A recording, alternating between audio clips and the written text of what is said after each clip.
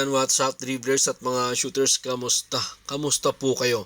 Nawala din ang kumpiyansa ni Maverick Hamnisi sa nakaraang Game 5. Ang tanong, bakit nga ba hindi nakagawa ang isang Maverick Hamnisi?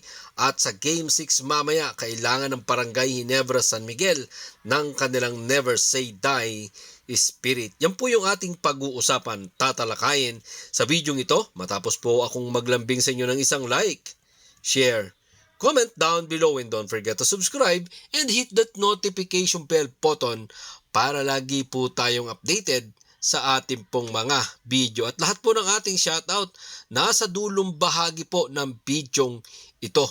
Mga shooters, matapos nga pong mag-average itong si Maverick Hamnisi ng 17 points, gumawa ng mga mahalagang shot sa Game 3 at Game 4 na parehong pinanalo ng kanya pong kupunan. Si Maverick Hamnisi po ay hindi naramdaman ng Barangay Ginebra San Miguel sa Game 5 tulad ng kanilang import na si Justin Brownlee. Matapos nga po silang tampakan ng Token Text Tropa Giga 99-72. Si Maverick Hamnisi ay lumabas din ng dugout mula sa loob ng Smart Araneta Coliseum na matamlay ang kanyang pagkatao. Matapos nga po silang magtala lamang ng 1 point. Very unusual ito kay Maverick Hamnisi. Imagine mga shooters, 7 tira niya, walang pumasok kahit isa sa loob ng 26 minutes na playing time. Pero sa kabila ng kanyang hindi magandang performance sa Game 5, inaasahan natin na babawi yan sa Game 6 mamaya at talagang binibigyan din po natin itong nagawa sa kanya ng Token Text Tropa Giga na talaga namang nadepensahan siya. Mismong si Maverick Hamnisi ay na talaga namang inaamin na nalimitahan siya sa 1 point. Dahil dyan, narito po si Maverick Hamnisi sa ulat ni Angelo Jacinto ng Spin.ph. Gumawa sila ng mga shot na hindi namin magawa.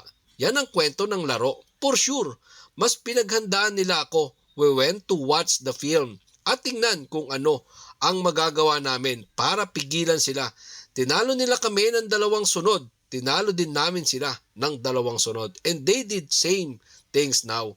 Pero may natitira pa pong kumpiyansa sa Phil Nigerian guard na tiyak babawi ito dahil kailangan ng kanya pong kupunan. Kailangan ng Barangay Ginebra San Miguel dahil nasa alanganing kalagayan na po sila ngayon. Kasi isang panalo na nga lang ang kailangan ng Token Text Tropa Giga ay mababawi na nila ang kampyonato. Nasa Token Text Tropa Giga na rin ang momentum. Konting pagkakamali lang ng Barangay Ginebra San Miguel dito sa Token Text Tropa Giga ang nagdidepensa ng titulo ngayon pong PBA Governors Cup. Tingnan po natin kung makakabawi ba si Maverick Hamnisi, si Justin Brownlee. Mamaya po yan sa Game 6 ng kanila pong bakbakan. Siyempre inaasahan natin may adjustment si Coach Tim Cone, may adjustment etong mga player ng Barangay Ginebra San Miguel at gusto ng mga fans na mga nasa Rizal, nasa Antipolo City ay gagawin ang Game 7 ng kanila pong bakbakan.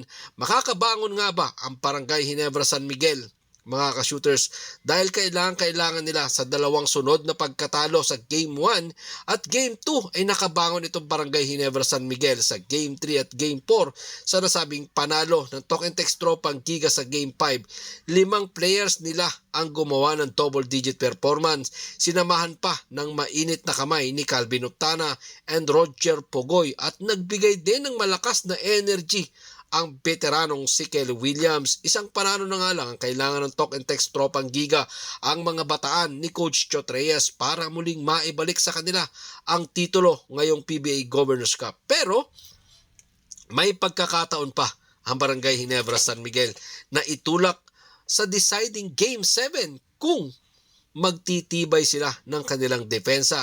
Pero kung tulad ng inilaro po nila sa Game 5, malamang sa malamang, talaga namang mauuwi na ito ng Token Text Tropa Giga. Kailangan patunayan ng Barangay Ginebra San Miguel ang kanilang Never Say Die.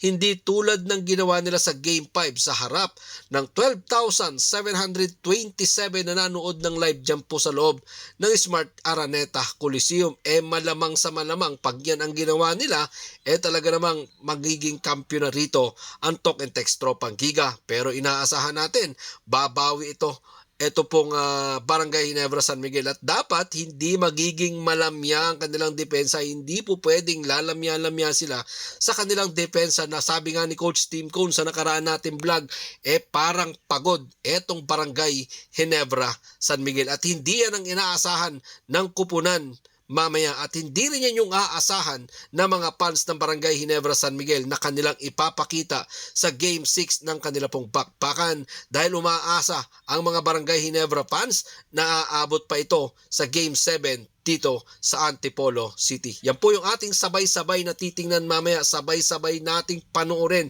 ang bakbakan ng Game 6 ng dalawa pong magkalabang kupunan, ang Barangay Ginebra San Miguel at ang Talk and Text Tropang Giga na silang nagtidepensa ng kanilang titulo. Maraming salamat po sa inyong panonood. Naman po ang inyong maging opinyon.